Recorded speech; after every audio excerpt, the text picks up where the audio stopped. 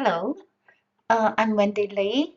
I am recording the lecture 1, PY3108 lecture 1. And for each lectures, I divide it into smaller sessions, smaller portion of the video, so that it's easier for you to listen for from 15 to 20 minutes rather than have 1 hour or 1.5 hour recording. And this PowerPoint is prepared by myself as well as Dr. Yong Jae Yao from Singapore, JCU Singapore. And in this lecture, I will give you a brief introduction of personality psychology. And I will provide some definition of personality and also brief introduction of personality theories, different theories, and also the themes and evaluation of personality theories. What is personality? And we talk about, for example, this person have a lot of personality. And for example, I have no personality. Tom Cruise has a lot of personality. So we use personality all the time in our everyday life. And then what is, as a psychology student, how do we define personality? So when we talk about personality, it's a disposition, which means is enduring and long-lasting and distinctive. Everyone's personality is different. Even though we say, I have no personality, but you still have personalities. And also, your personality is different from others. And also, it's a lean inner mental life, for example, including our belief, our emotions, our motivation, and how these systems connect with one another. So this is what we call personality.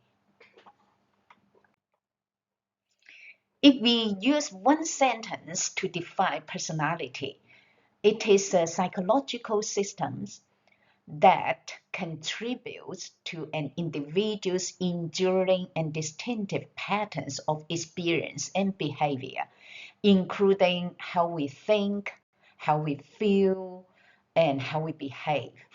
And this is what we call personality. And in personality, we have lots of theories. And psychodynamic theory is the foundation of personality. And also trait theories, for example, we know Big Five, and we will go through the traits, different measurement, different tools of traits. And also phenomenological theory. I hate this kind of big words with logical. And anyway, this is another theory. Humanistic theory, social cognitive theory, narrative theory. So we will cover all the listed theories in this trimester. Psychodynamic theory is the foundation of personality theory.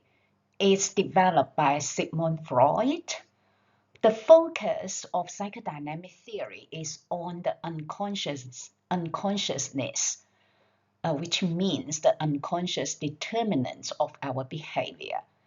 And from this theory perspective, personality is shaped by the hidden forces with biological origins, particularly sexual and aggressive instinct.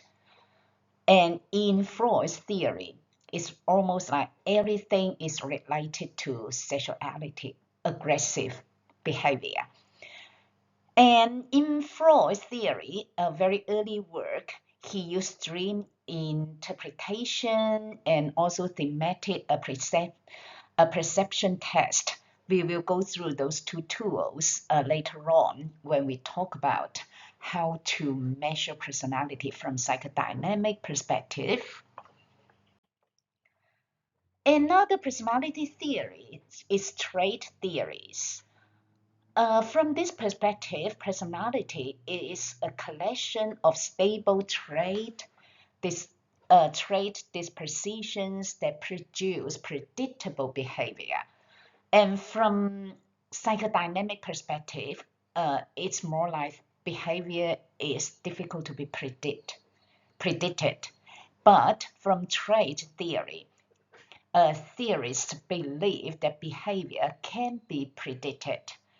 And trait theory focuses on determining which individual differences are important to measure, and also try to develop a measure of these individual differences. For example, using Big Five inventory, five-factor models, and the representatives of this theory is Alport, Cartel, and Eysenck. We will touch the story of these psychologists as well later on. Another personality theory that was built in the 1960s due to the civic movement, and because before this humanistic theory, theories of personality is more focused on the dark sides of human being. But from the 1960s, because of the civic movements and psychology moved to a more positive and looking at normal people, average people's personality as well. So the humanistic theory focuses on conscious experience rather than unconscious forces. And for example, the self-concept, actual and ideal among self-concepts, the important concepts are self-esteem, self-efficacy, and these concepts represent the conscious experience rather than unconscious forces. And this perspective focuses on growth and improvement. This is very important, which means we can grow. And for example, for psychodynamic from Freud's perspective, in normal, abnormal experience or behavior is part of the individual. Every individual have the abnormal experience, abnormal behavior, or psychology, abnormal psychology. But for humanistic theory, it's more about focusing on growth and improvement. And everyone innately wants to be the best that they can be. For example, the ideal self. And personal project analysis Q source are the tools used by humanistic theories. Of course, we will touch on these tools as well in our tutorial. And the funders of humanistic theory, including Rogers and Maslow, and we will touch on their theories later on as well. Social cognitive theory analyzes thinking process of individuals as they interpret their world, how we interpret our world using social cognition, and reciprocity between cognition and environment, the interaction between the mind and the surrounding and the environment. And locus of control, KAPA model are the important models and tools for social cognitive theory on personality. Bernard, Bandura, and Miskell are the funders of social cognitive theories. Well, narrative theory, and it's more about the story. For example, when we meet the person, meet the new person, meet the new friend, we tell our stories, and also our new friend tell their stories as well. So this is the narrative theory. If we want to know a person, the best way actually is about story. And so from the perspective of narrative theory, personality is expressed in narratives that depict psychological patterns of the person's life And the narratives describe psychosocial patterns of the person's life. And narratives provide a framework for identity, meaning of life, purpose, and direction, and motivation as well. And the tool we use, such as the life story interview and the representing psychologist is McAdams. And we will have one session to talk about McAdams' life story interviews, as well as some others, for example, how to do thematic analysis. And this is another theoretical theory, is narrative theory. And when we talk about personality theories, we use the themes. What kind of themes? Including the structure of personality. That's the building blocks. For example, the motivation, skills, traits, and in psychodynamic, that's the ego. And these are the building block of the theory. Of each theory, they have their own building blocks. And also look at the process of growth, the process of thinking, the process of emotion, the process of motivation, for example, the drives, goals, conscious thinking as well. So this is the process of personality. And also looking at growth and development. For example, research findings, how we develop into the unique person each of us is. For example, how you develop into the unique you, and also the patterns and contributing factors for the unique of us, the uniqueness of us. And also research relevant to the theory being discussed, whether the theory discussed, the research relevant, had research support, empirical support of the theory. We also look at psychopathology and behavior change. When we study personality, one of the important tasks is to develop something to help people to change their behavior. For example, why people change, why people sometimes resist change or unable to change. So from the personality perspective, we would like to explore this kind of questions to see how people change, what are the contributing factors, what are the processes of people change, and also why sometimes we don't want to change, and sometimes we can't even change, we are unable to change. These are the questions for personality theories to answer. And within those themes, we develop critical evaluation methods for each personality. For example, uh, in the later lectures, we will use this evaluation points to evaluate each theory, whether the observation that is scientific. For example, whether the theory use large studies and diverse groups of people to give some evidence of this theory. And also ensure whether the theory ensures that observation of people are objective or is subjective. For example, in Freud's psychodynamic, is based on the dream. So the analysis, the observation are subjective.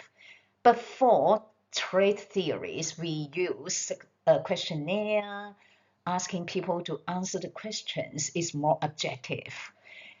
And when we talk about whether the theory is scientific, we also look at whether the theory uses specialized tools to study thinking process, emotions, and biographical system. So this is the first criteria of the theory, whether it's a good theory, whether it's scientific or not. And what's the next?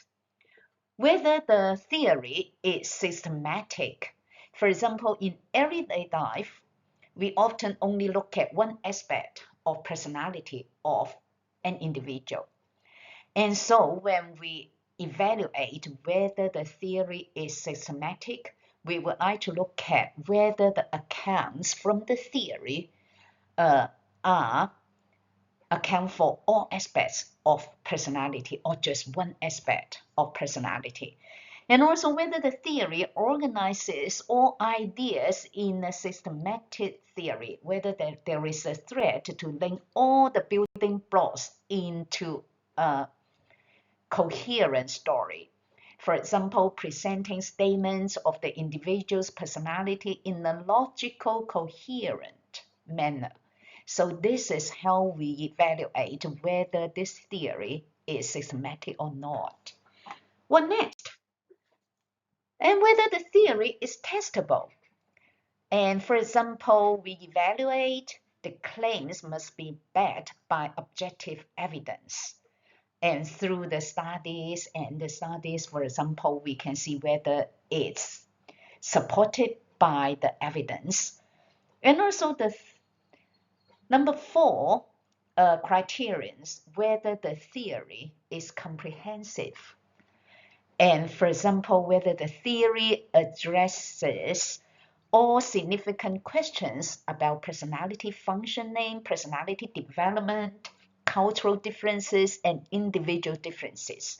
This is important. For example, whether the theory can be applied to different cultures, to Asian cultures, indigenous cultures, First Nations cultures. And this is how we evaluate whether the theory is comprehensive. And the last one, but not the least, whether the theory is applicable. For example, whether we can translate the theory into practice, whether the theory ideas can be used into practical applications. For example, for narrative theory, from the narrative theory, psychologists develop narrative therapy. So this is something that the theory translate into practical applications, into psychotherapies to help people to improve their well-being, their mental health as well. So these are the 5 criteria to evaluate a theory, whether the theory is good or not. We will use those 5 criteria to evaluate each personality theory when we talk about a specific theories.